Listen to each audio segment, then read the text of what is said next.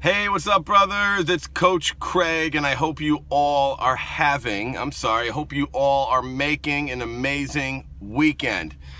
In this short video, I wanted to talk to you about failure and your relationship with failure. See, because success and failure are inexorably intertwined. And over the course of our lives, we've developed certain relationships and habits around failures, where more often than not, and for many of you, particularly those struggling with any form of compulsive behavior, the worst one is the compulsive behavior of self-deprecation and self-loathing. For so many of you, that's what's driving your compulsive sexual behavior. So I want you to examine your relationship with failure and now reflect back upon a recent time when you've stumbled. And use an example that didn't involve your compulsive sexual behavior. There's too much negativity around that. If you want to and you think you can do it fine, use that.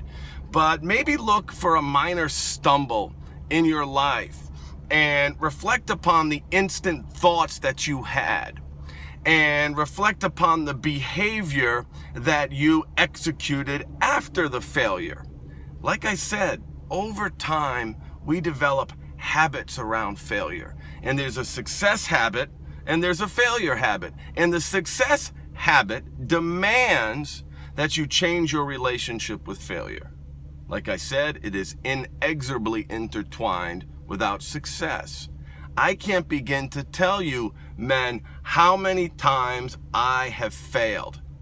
Professionally, in connection with my work, stumbles that I've made, mistakes that I've made, arguments with my wife on a personal level.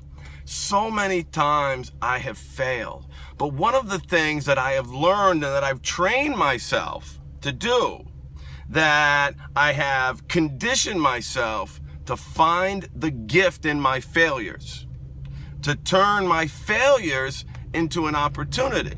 See, by doing that, a couple of things happen. Number one, you minimize the impact of that failure, right? How many of you slipped and watched pornography or acted out sexually?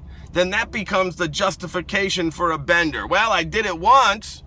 I screwed up. I'm back to square one, which is a myth, by the way. And that just produced more and more failure. What if instead of the self-loathing and self-deprecation, you train yourself to find the gift in your failure and found the opportunity in your failure to learn, to grow? And two things happen. The failure gets less, and the next time you're presented with that situation, you've got programmed at least a teeny tiny script to help you manage it more effectively. You learn from it. When you fall down, you get back up. So on this beautiful Sunday, it's like 70 degrees here in Northern California. I'm on my way to cryotherapy, which is where I freeze, right? And there's a lot. I freeze my body. I go to a negative 184 degrees Celsius for 3.5 minutes because of my chronic pain. I have Crohn's disease, so I have an inflammatory condition inside my body, an autoimmune condition. I also have arthritis. I have been in 7 serious car accidents. The last one was a doozy rear ender where I now have a 2-level herniation in my neck. I've had back surgery. I've had jaw surgery. I've had 6 concussions. I have arthritis. I am in chronic pain, right? And there's a relationship to failure there, right? The pain, the suffering, the misery. I'm in pain all the time. The level of maintenance that I need to manage my pain is high. And so, like my relationship with failure, that had to change. My relationship with my addiction had to change. I had to find the gift in my failure. And in me managing my pain and learning that I have to be proactive, that I have to stay in front of it, that I need infrastructure to manage my chronic pain condition. The same is true with my compulsive behavior. The same is true with my dick gene, where I can be crass, where I can be arrogant, where I can be judgmental. Right? I've got to use those wired parts of me as gifts. all I can do is take action to minimize my pain, right? So instead of suffering in it, I find the gift, and the gift is I'm able to help men profoundly manage their pain. I'm able to help men use the infrastructure that I need to manage my pain to create greater lives. So if you're watching this and you are not part of the Mindful Habits system, there are a number of ways to get started that's going to help you and empower you to start using your habits, your biologically hardwired triggers. The fact that habits cannot be eradicated or erased, they must be replaced. To break a habit, you have to make a habit.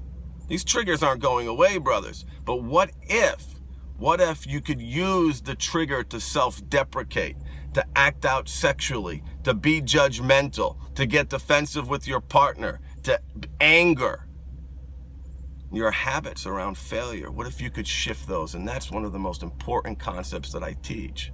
So if you're not sure on where to get started, go to the website, themindfulhabit.com, and download the digital file of the workbook and 33 audio files. It contains a syllabus as if we were working together one-on-one, step by step. Right? Or join our powerful online program where we have 4 support calls per week. It's my mission to help you learn from my mistakes, to learn from my failures. I found the gift in my colossal failure, lost 2 jobs, almost lost my wife and kids, completely destroyed my reputation, acting out with men, with women, with transgenders, prostitutes, glory holes. Guys, I've done it all. But I've used these failures as a powerful opportunity to grow. I use my triggers as an alarm clock to wake up, to not be stuck in habit land. And that's what I want for you. So it's tax time. If any of you guys are getting money back and you're not in this program, right, there's a 21-day money back guarantee. If you want to work with either me one-on-one and you need radical change fast, or Coach George or Coach Adrian, reach out. We can help you powerfully change your life and use your biology to drive positive actions and to completely change your relationship with failure. I love you, brothers. Embrace your power of choice. Make it great.